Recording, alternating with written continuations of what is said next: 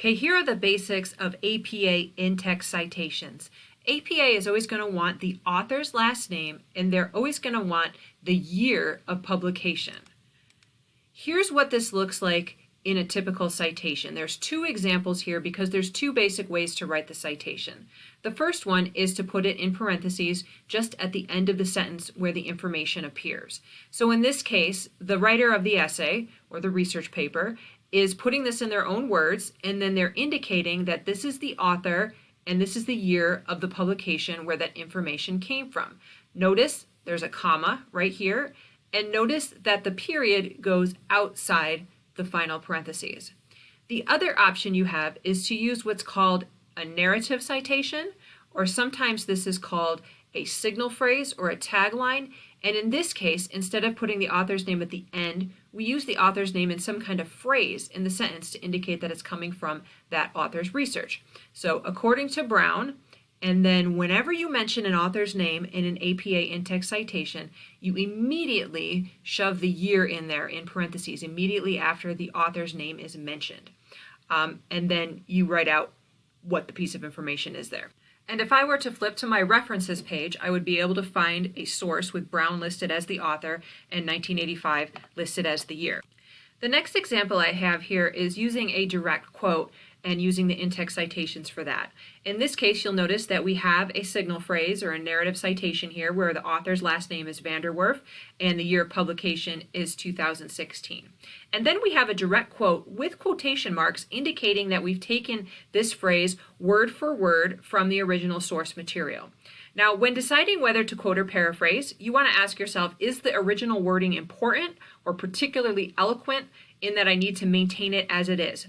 And a lot of the times it's not. A lot of the time you can just paraphrase it in your own words, and that should be your first choice. But if it is something that needs to be quoted, I recommend quoting source material with some kind of signal phrase or tagline here.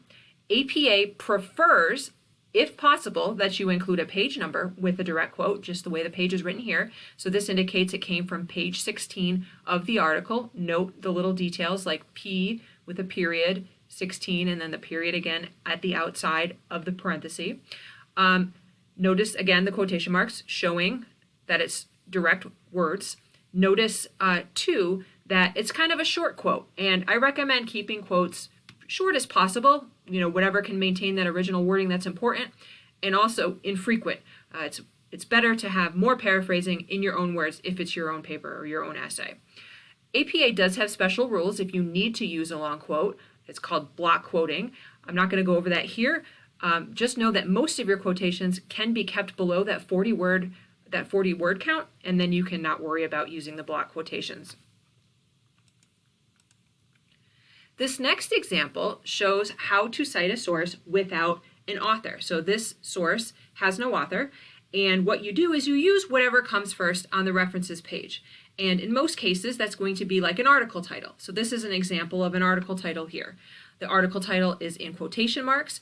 Unlike on the references page, we also capitalize major words in the article title.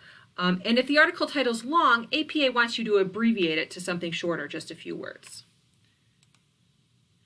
There's a few other special case scenarios I'm going to show you here because these are pretty common.